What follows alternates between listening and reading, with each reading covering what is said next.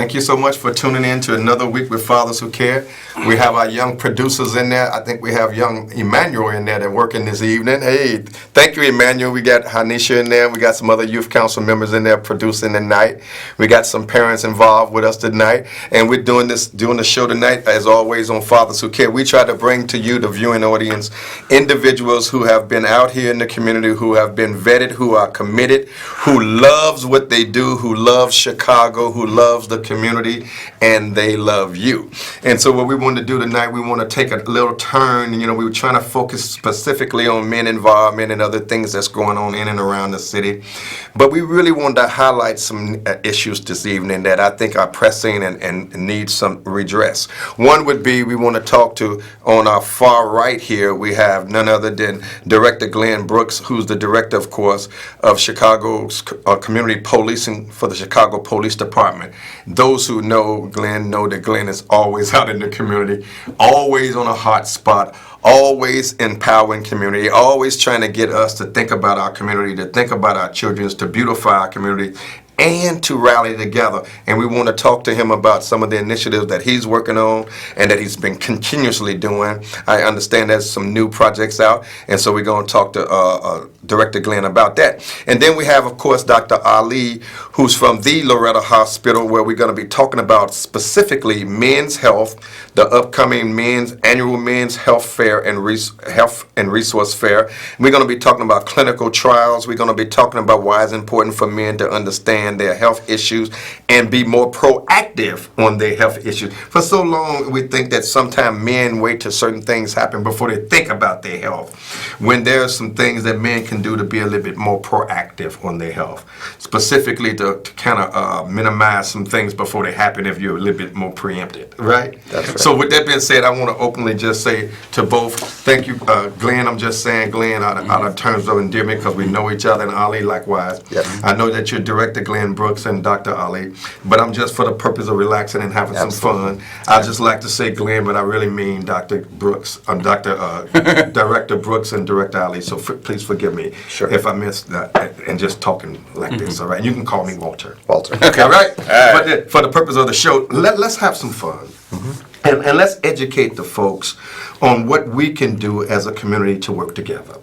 What we can do as a community to be more proactive, what we can do as a community to understand that there's experimental things going on, there are new drugs out here, there's new opportunities to test drugs to make sure we can save lives, because if you don't test certain things, you can't save lives. That's how we save lives. And not being a guinea pig, we ain't talking about that. We're talking about things that have been tested and things that we're trying to implement and try to find recourse.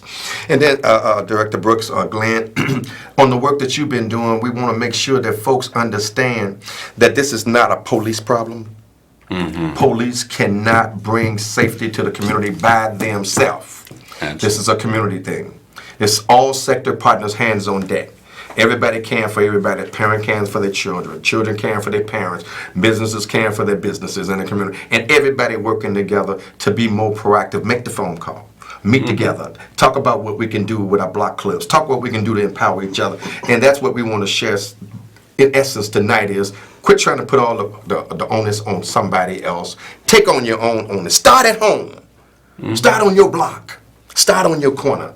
And then join in with other folks. Like you've been constantly encouraging people to continue to, come on out, let's talk. Come on, y'all, sign up. I know what you be doing. I'm out there with you. And I see you always there on hot spots. Come on, guys, sign up. What you need help with? What you need help with? So what we want to talk about is some of those issues, if you don't mind. Okay. But first, I want to just cut through the chase. I know you guys do some hard work and you work tedious hours, but thank you for doing the work that you do. Thank you.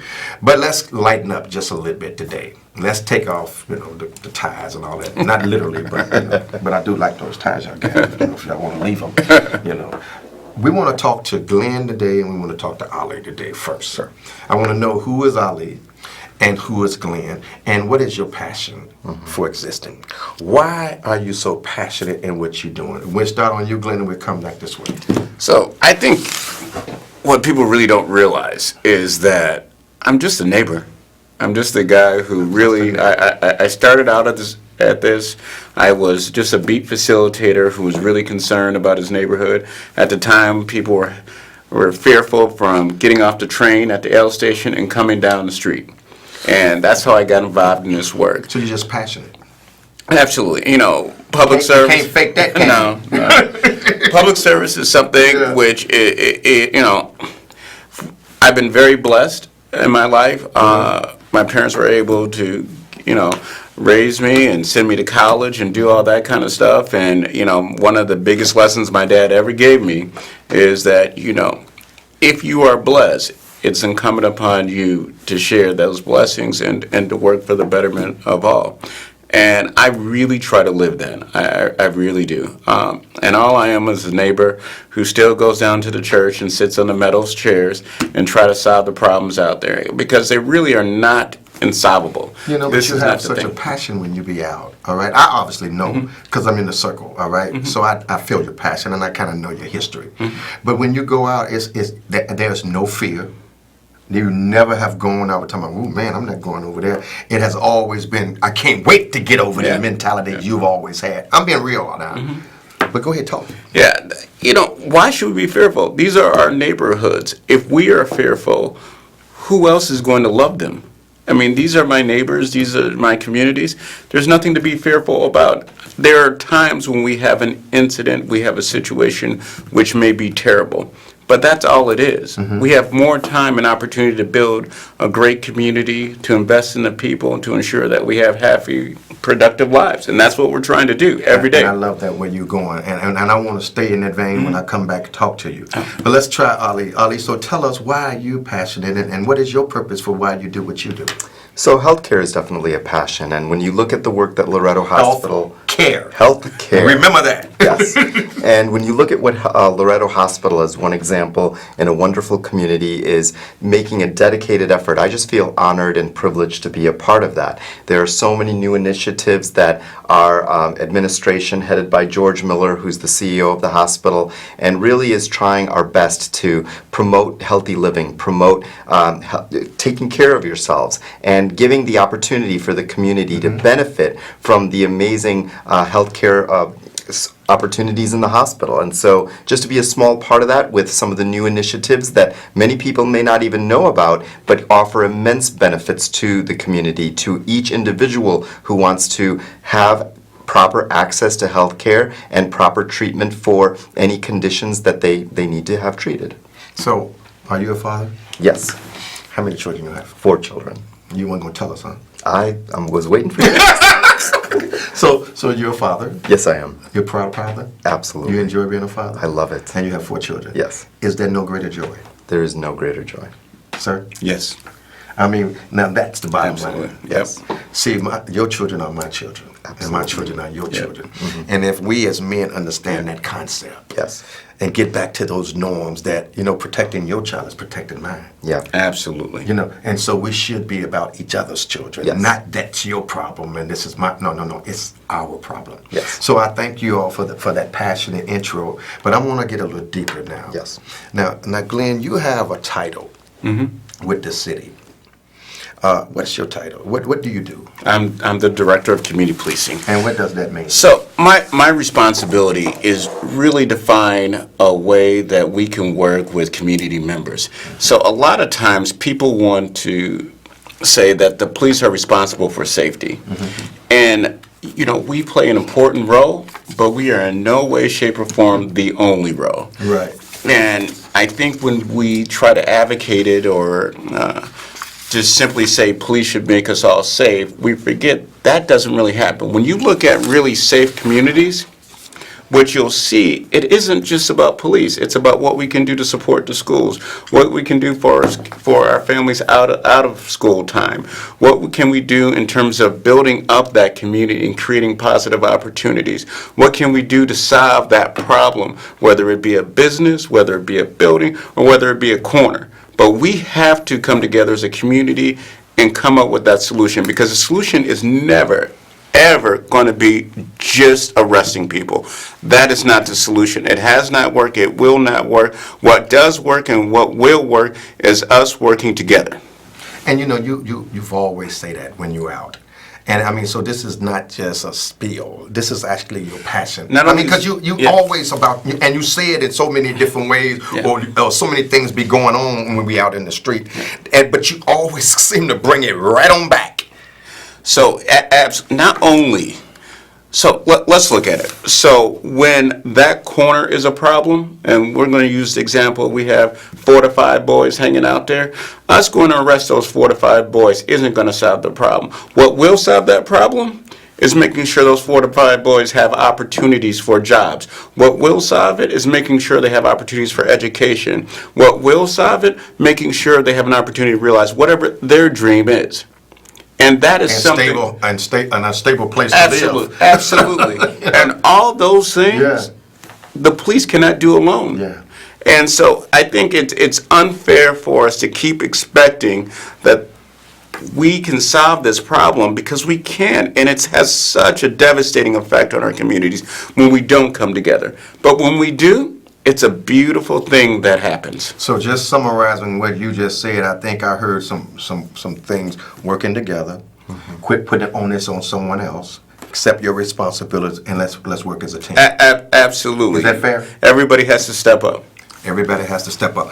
The way this show works, guys, this is a live interactive show, and so we allow folks to call in. Okay. And folks call in with questions that they may want to talk about, issues that might be pressing on their hearts, intelligent conversation. We got Director Glenn Brooks, Director of Community Policing for the Chicago Police Department, and Dr. Ali of Clinical Trials at the Loretta Hospital. Caller, thank you so much for calling in. We're talking about what can we do to bring about social and environmental changes by working together as a community and doing what we have to do to save our children and our community and ourselves.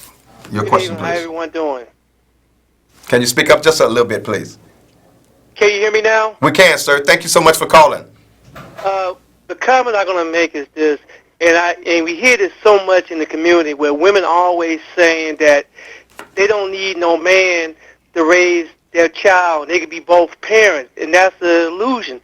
If you're going to be the mother, be the mother. If you're going to be the father, be the father. And that's a big problem. Wonder why we have some of the problems that we do. And the hosts sort of know me. My name is Joe. And Hey, my Joe. daughter see that so much in the community, 'cause she's a Chicago police officer right now. And it's an illusion right now. If you don't have that man in your life, maybe you could get that brother or that uncle, because you could do some of the things a man could do, and a man could do some of the things a woman could do as a mother. But somehow you are choice changing that child in terms of their proper development.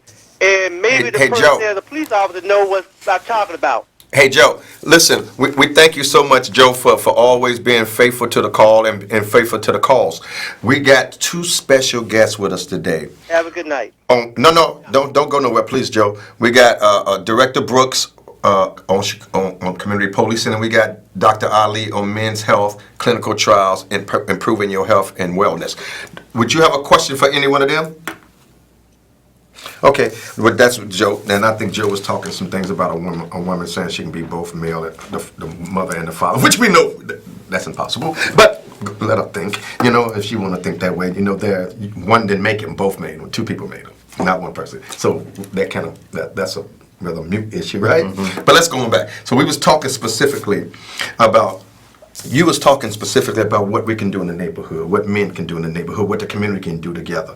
So, Dr. Ali, you are employed at the Loretta Hospital. In what capacity is that, sir? So what I am responsible for is we have set up a new clinical trials department, which offers free health care to patients who would qualify for some of the many clinical trials we're running, and we're adding new ones all the time. Mm-hmm. The main thing is, and I think as was said very eloquently, it's really for any individual to get them to be in control of their lives, to be empowered by having a job, by having the opportunities that they need to take care of their family, to take care of their community, and primarily in that is their health. And if they are empowered to take care of their health, proper nutrition, nutrition. When they need health care, when they need to see a doctor, when they need to have tests done, they should have access to that. And that's unfortunately one of the big problems that we see today. So one of the initiatives that the Loretto Hospital has undertaken is the department that I'm working in,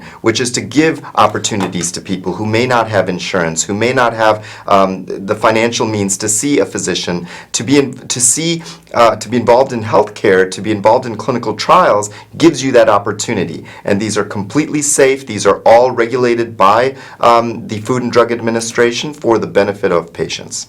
Well, I appreciate that. And now, you was talking about something that's going on, right? Yeah. Want to tell us what it is? Absolutely, and thank you for reminding me. On September 14th, at the Loretto Hospital, we are holding a West Side Men's Health Fair. So this is a fair that's going to be looking at giving you as the community an opportunity to attend and learn about your heart health, prostate, behavioral health, fitness and nutrition, health screenings, and of course those clinical trials that you can join at no cost to you and actually be reimbursed for your time. That's at September 14th from 10 a.m. to 2 p.m. at the Loretto Hospital. And I want to add this, Carrot. You know, we got a lot of men that's in our men assembly over here that is non-partisan, non-political, just a lot of men that come together and meet at Loretto Hospital once a month, talk about the issues and concerns about all over the West Side. Yeah. So we all have come together to donate a 50-inch television set That's that we amazing. will raffle off.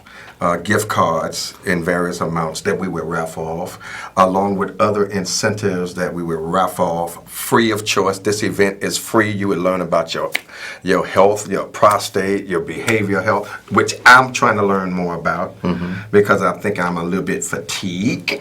So, and that comes from just being so passionate for others. So I'm trying to learn how to do some more self-care. Yes. So that's one of the issues I think that we don't really understand, that when we go out there and labor so hard, we don't understand that even we can get tired. All right? Exactly. But we want to talk about that. You said fitness. I think we need to emphasize that Definitely, importance yeah. of fitness and nutrition, because that is important. And we're talking about health screenings. Yes. So there'll be free health screening, free refreshments, free food. You don't want to miss it. It's going to be a wonderful time. And it's not just for men.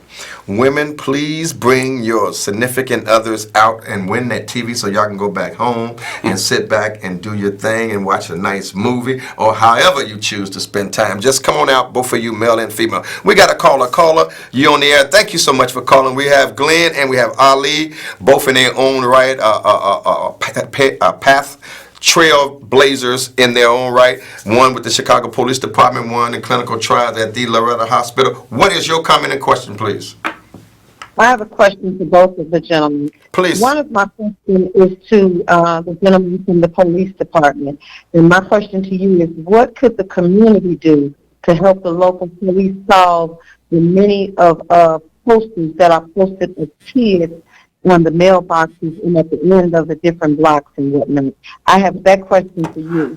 Then the other question I have for you, can you tell me how can someone reach out to you for the police department to play a role in the different schools as far as an after-school program or something like that? My next question is to the gentleman with Loretto Hospital. What is free health care, and what can you tell me that will answer the question for many about what difference is Loretto Hospital than what it used to be when everybody was scared to go there? Okay. Those are my I think questions. is that all? Okay, Yeah. I think your question was first. Okay, so I heard the second part of the question. I didn't get hit the fair I first. think she was talking about issues in school and violence in school and community policing. So I think it was right up where you were going, Okay. what you was talking about. So please take your... So the first part, how can you get involved? Right. Everybody has a district, and I would encourage you to call your local community CAPS office, your district CAPS office. 11, 15, 25, 11, 15, 10. You have some great sergeants, you have great community organizers there. I would encourage you to call. And the easiest way to do it, and you just call 311, ask them for your district. You just give them your address and they'll tell you what district. The CAPS office are generally staffed Monday through Saturday, 9 to 5, They're usually there in the evening during the weekdays, but give them a call to find out which opportunities. And what else is going on in the neighborhood? Right, and what else is going on? Yeah. You'll start to see after October, you'll start to be able to go to our website and you will see more of those activities. We do an average of about 80 to 90 different engagements every week. I think there's some other things, so some very specific things are coming up. Number one, we have youth councils on all 22 districts so that you and our young people will have a voice on how they're policed. 2, in October, we have what we call our annual strategic conversations, where you get to talk about what you think is the most important thing to be policed in your neighborhood. We take all those voices in and we synthesize it and we come up with our plan for the next year. So are you encouraging folks to be involved in I think I heard you say something about community conversations? Yep, the community conversations, they start in October. You can call your district 311. We will put out information in the community. It'll be on our website. We'll do some advertising. All those ways you can find out. You will definitely be able to find out. Okay. Those things are something that give you an opportunity to share your voice. And then anytime during the year, you have a beat meeting, you have your local DAC meetings where you can add your voice to it. And you encourage it. I encourage it. You are invited. So let me make that. You are invited to participate and share your voice, your ideas, and your thoughts. So, Director, I think it's really important, and I've, along with some other folks, have been working extremely hard to bridge those gaps or misconceptions between the community and the police. I believe, and I'm a proponent of that relationship. Yep. And I'm constantly encouraging folks to work together, particularly the police and the community, because we need each other. Absolutely. Everybody have jobs, all right? Yep. So I believe in that. And so I'm hoping that as we continue this show, you can encourage folks to understand that those relationships are just there waiting to be embarked upon. Please take advantage of it. So not only are they there, but we want to nurture and grow them. We understand that in order to nurture and grow a relationship, we have to work together, whether it's community building or problem solving. Either one of those activities that we do together will help further the trust that's necessary to make our communities better. Thank you. But now, Ali, why are clinical trials important on the future health of our community? Yeah. and our So people? it is, and a lot of people don't know it. So just very quickly, every drug that any of us, any medication we've ever taken, if we have a cold or an infection or something serious, has gone through this process where we want to make sure that new studies, new drugs are always being brought to the market to treat those conditions that need new therapies. Okay. And so having this at Loretto Hospital gives the community a chance to have free medical care, free tests, because these companies that are developing these drugs, they have to show that these drugs are safe and that they're effective. And these are some of the things the Food and Drug Administration, the government, requires. So they're completely safe, but they have to show this to the community. And so having the opportunity to be on a study offers you free physicals, free labs, free x-rays, or other things if that study requires it. So like as the last caller asked, how do you get access to free healthcare at Loretto? Yeah. I mean, not everything is free, but if you are part of this program, you just call 1-877-L-TRIALS. That's 1-877-L-TRIALS, and you can get more information about the studies that we offer. Now, encourage them, those who may not know and may be, somewhat apprehensive about trials, Yeah. and experiments, and tests, rightly so. Sure. Explain to them why it's okay, and you encourage them to participate. Absolutely. This is something that is absolutely safe. This is completely regulated. You have your physicians, you have physicians at the companies that are developing these drugs that are primarily looking at the safety of all individuals. Any of us, if we have a condition and we get on a trial, we're getting access to a drug that's already proven to be safe. We're just seeing how effective it is. So sometimes you may get on that experimental drug, or you may get on the actual medication that's readily available to you that physicians would prescribe to you. So it's opportunities to get medication and therapy that you normally wouldn't get access to. And especially if you think of cancer, those who suffer from cancer, which by the way, in our new infusion center, we're going to be able to treat patients with cancer without having them having to leave the community. But those with cancer, and you often hear that if their chemotherapy is not working, the next stage of treatment for them is our new medications, those that are in clinical trials. So for certain health, especially life-threatening conditions or very painful conditions, this is part of the routine therapy that physicians would offer to patients if what's currently available is not working. So if I would say to you, Assalamu alaikum, you would interpret that as being what? That is welcoming and very much welcoming for those who are asking. So if I say thank you, Yes, shukran, yes, afwan. yes. Okay, let's get on to the show. Just want, I study a little bit things. That's great. And I like to. What is Clean Sweep? Operation Clean. So Operation Clean, so what we've been doing this summer, and this is really, Mayor Lightfoot has really emphasized this, is not only working together as a community in the police department, but working with other city departments. So what we do every Friday, we go out with about 120 different city departments and our city workers from various departments, and we concentrate on a particular area and making sure that we address some of those public disorders, i.e. the broken street light, the abandoned car, the lot with all the weeds, and we focus on cleaning that up. Not only do we do that, but we make sure to do it in the area where we've seen violence or we expect violence, to say that, hey, not only are we going to address the violence, but we're going to address the community, and we're going to address the needs of the residents who are there, so we have more of a holistic solution to the fight on crime. And I really appreciate that. And you know, that time is moving, always does. But give me some closing comments. And I want to apologize to any callers that called in that we wasn't able to get you all on. But listen, you didn't really want to miss this, trust me. And I apologize, but I did see the calls on the line. And please forgive me, charge it to my head and not my heart. But I really wanted to take an opportunity to really talk with these two gentlemen about some good things that's going on. And one, we want you to understand the importance of community police and how you can police your own community, and how you can get the help of other individuals to help build up your community, and also through health initiatives, clinical trials, how you can embark upon new strategic ways of healing and new strategic ways of bringing new technology to the table. So give us some closing comments, because it's saying that we have to run. Okay. What some closing comments you would want the folks to know? Here's the most important thing. We want to work with you.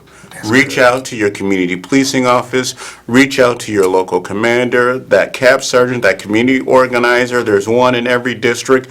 Reach out to them so that you can find the best way that you want to get involved, whether it's just getting information for now, or working on a problem, or working on community building. Whatever you feel that you can give at this time, we're hoping for your help. And thanks always, Glenn, who's the Director of Community Police for Chicago Police Department. And Dr. Ali, please. Sure.